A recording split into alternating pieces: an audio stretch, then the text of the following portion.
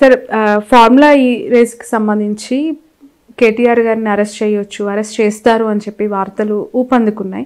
కేసీఆర్ గారు ఎందుకు ఇంత సైలెంట్ అయ్యారు? ఆయన ఇప్పుడు బయటకు వస్తారు అంటున్నారు. ఒకవేళ కేటీఆర్ అరెస్ట్ అయ్యి జైలుకి వెళ్తే ఆయన బయటకు వచ్చే అవకాశం కనిపిస్తుందా? మీ రియాక్షన్ ఏంటి దానిపై? కేటీఆర్ గారు వేరండి, కేసీఆర్ గారు వేరు.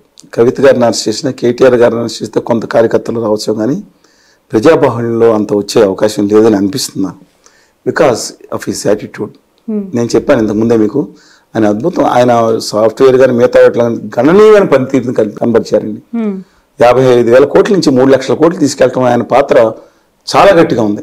సరే మైనస్ పాయింట్లు మిగతా ఉండొచ్చు, కానీ ప్రజల నుంచి కొంచెం దూరం అయిపోయారు. ఎందుకంటే అడ్మినిస్ట్రేషన్ కేసీఆర్ గారు నేను చూసుకొని మొదలుపెట్టారు. అదే హరీష్ రావు గారు ప్రజలతో ఉన్నాడు మనిషి. చూడండి ఇద్దరి మధ్యన కేసీఆర్ గారు ఒక ఐకానిక్ ఫిగర్ అండి. Just please don't compare with KTR గారు. కేసీఆర్ గారి మీద ఇదే కనుక కేంద్ర ప్రభుత్వం కానీ కాంగ్రెస్ ప్రభుత్వం కానీ చర్య తీసుకుంటే మాత్రం ప్రజల్లో స్పందన ఉంటుంది. నా అసెస్మెంట్ అది.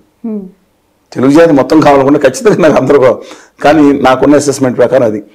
అందువల్ల కేటీఆర్ గారు ఏదైతే ఉన్నారో ఆయన మీద చర్యలు తీసుకున్నా ప్రజాబాహుళ్యంలో పార్టీ మోటివేషన్గా ఉంటుంది, కానీ ప్రజాబాహుళ్యంలో ఎక్కువ రాకపోవచ్చు.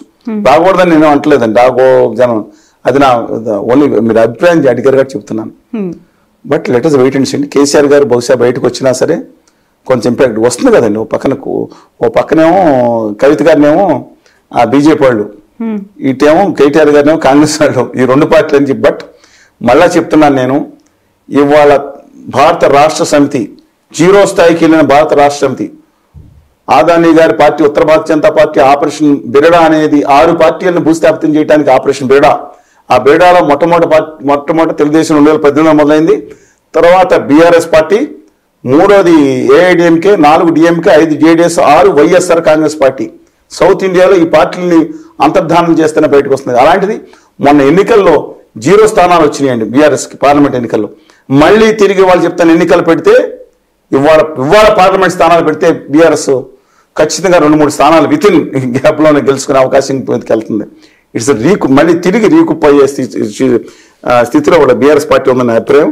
ఇది కొంత అడ్వాంటేజ్ గా మారొచ్చండి. సరే, ఏదో ఒక కుట్ర కోణం కనిపిస్తుందా? 2 కేంద్ర పార్టీలకి సంబంధించిన జాతీయ పార్టీల మధ్య ప్రాంతీయ పార్టీలను చంపేసే ప్రయత్నం ఏమైనా జరుగుతుందంటారు? ఒకవైపు కవిత గారిని అరెస్ట్ చేశారు, 6 నెలలు జైల్లో పెట్టారు, కోర్టులు కేసులు ఈ చుట్టూ. మరోవైపు ఫార్ములా ఈ కార్ రేసింగ్ కి సంబంధించి కేటీఆర్ పైన ఈ కేసులు పెట్టడం, ఇవన్నీ ఇష్యూస్ ని చూస్తూ ఉంటే బీఆర్ఎస్ అనే ఒక ప్రాంతీయ పార్టీని లేకుండా చేయటమే కాంగ్రెస్ కాదు. బీఆర్ఎస్, వైకాపా, తెలుగుదేశం, ఏఐడిఎంకి అన్ని ఇప్పటి నుంచి ఉన్నారు. అది ఉత్తర Bharata Janata party Adani, that's operation బిర్డా.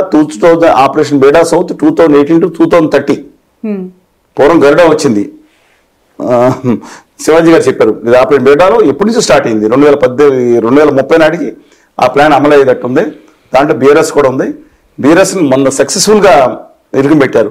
ఒక మతం అని చెప్పి ఒకళ్ళు తీసుకెళ్లారు, ఇంకొక మిగతా మైనార్టీలను ఒకరు తీసుకెళ్లారు. కాంగ్రెస్ ఎటు కాకుండా నిలబడి ఉన్నారు.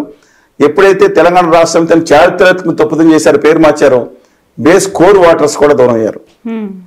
చెప్తున్నా అండి, ఆయన పదే బ్లేమ్ చేసుకోవడం కేసీఆర్ గారు లోపం నాకు అర్థం కావట్లేదు. ఎందుకంటే కేసీఆర్ గారు ఆంధ్ర విషయంలో డెఫినెట్గా లోపం ఉంది, మా మనసులో బాగుంది, అది వేరే సంగతి.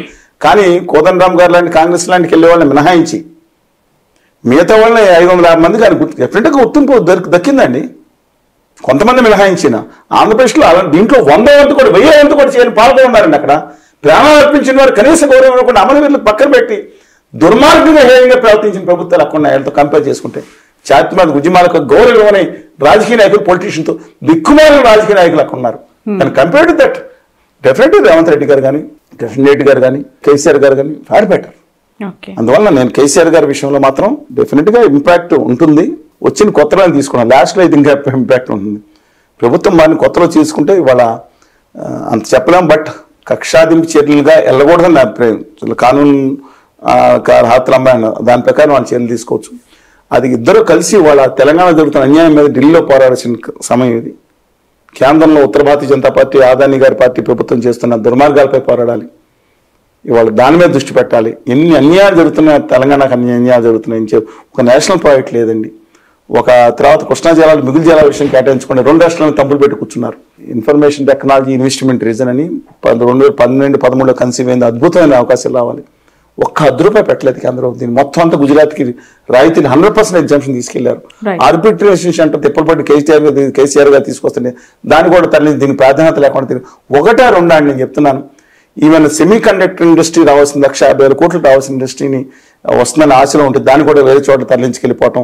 ఆఖరికి బయ్యారు ఉక్కు ఫ్యాక్టరీ లేదు, కాచిపేట కోచ్ ఫ్యాక్టరీని స్కేల్ డౌన్ చేసేసి చిన్నది చేశారు. 1-2 ఎన్ని అన్యాయాలని బుల్లెట్ రైలు అని చెప్పి 1,50,000 కోట్లు అక్కడ పెట్టుకుంటున్నారు. ఆయన బొమ్మ నుంచి ఆయన రాష్ట్రానికి వేసుకుంటున్నారు. తెలంగాణకి 4,000 కోట్లు ఇచ్చాం కదా, పాత మీద ఇంగిలి మెతుకులు ఇచ్చినట్టు అనుకుంటా పండుగ చేసుకుని వందే భారత్ వేస్తే చిడతలు తెప్పళ్ళు పెట్టుకుని చప్పట్లు చేసుకుంటున్నారు. ఇది అన్యాయం అండి.